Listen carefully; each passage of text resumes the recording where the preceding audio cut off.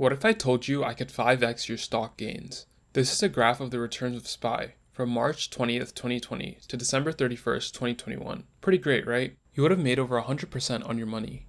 Now this is a graph of UPRO, a triple leveraged version of the SPY. In the same period, you would have made over 650%. A leveraged ETF amplifies the daily returns of a stock. For example, if the S&P goes up 2%, a double leveraged S&P ETF would go up 4%, and a triple leveraged S&P ETF would go up 6%. Losses, however, are also amplified.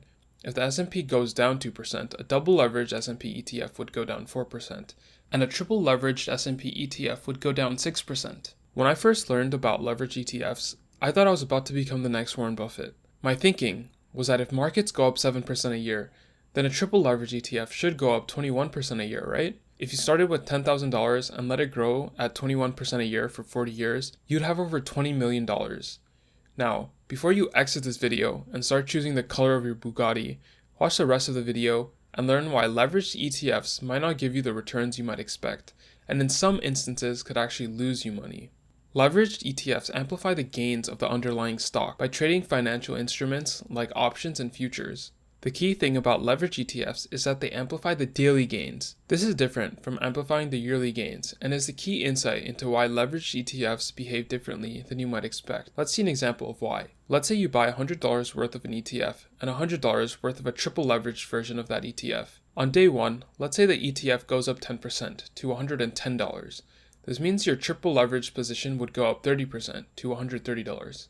All is fine and dandy, but let's say on the next day, the ETF goes down 10% from $110 to $99. This means your leveraged ETF would go down 30% and would go from $130 to $91. The average of return of both positions was the same, but one position resulted in negative 1% while the other resulted in negative 9%. What's going on here? This is because when calculating things that compound over time, like returns, we should not use the arithmetic mean, but rather the geometric one.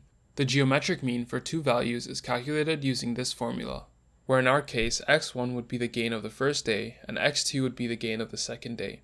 Plugging in the numbers for the single leveraged ETF, we get 0.995. For the triple leveraged ETF, we get 0.954. So we can see for the 10% up, 10% down case, the single leveraged ETF would have lost less money. This 2-day case was simple enough. Let's use geometric means to evaluate the long-term performance of leveraged ETFs. I'll skip the math, but for a large series assuming normally distributed returns, the geometric mean can be calculated with this formula.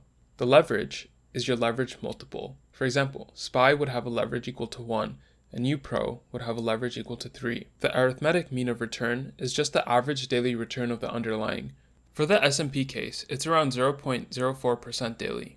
The daily standard deviation is calculated using this formula and is an indication of how volatile the stock market is. This is a graph of the geometric mean equation for leverage values of 1, 2, and 3. We can see that leveraged ETFs can sometimes outperform the underlying when the daily standard deviation, aka volatility, is low.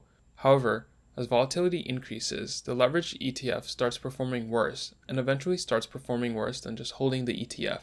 What's more surprising is that if there's enough volatility, a leveraged ETF can have negative returns even when the underlying ETF goes up.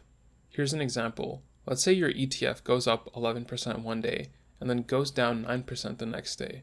If this cycle keeps repeating over 100 days, you would have made a 65% return. On the other hand, a 3x leverage position on that ETF would have lost about 80%. A real example of this effect can be seen from April 1st, 2022 to now. SPY is up 5%, while the triple leveraged UPRO is down 15%. Overall, leverage ETFs do not guarantee a 2 or 3x return on the actual underlying in the long term, and in many cases can underperform just holding the ETF. As a result, one should be wary of long-term leverage ETF positions, especially when considering their increased expense ratios, the fees that they pay trading derivatives, as well as their increased maximum drawdowns. People online have spent countless hours backtesting to find the ideal leverage on ETFs, with some people citing that the ideal leverage is as high as 2x. But as the head of research at MSCI once put it, I have never seen a bad backtest. It can be gut-wrenching to see the high drawdowns of leveraged positions, and everyone knows that making money in the markets is as much emotional as it is intellectual.